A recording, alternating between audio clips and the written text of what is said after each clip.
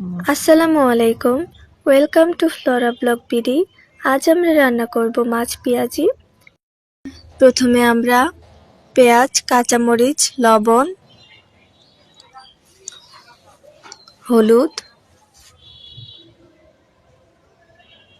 জিরার গুঁড়া, তেল দিয়ে এবার এটাকে মেখে নেব ভালো করে। এটাকে ভালো করে মেখে নিতে হবে। ভালো করে মেখে নেওয়ার পর আমরা এখানে টমেটো দিয়ে দেব। টমেটো দিয়ে আবার এটাকে মেখে নেব। মেখে নেওয়া হয়ে গেলে আমরা এখানে মাছগুলো অ্যাড করে দেব। মাছগুলো দেওয়ার পরে এটাকে আমরা আবার ভালো করে মেখে নেব।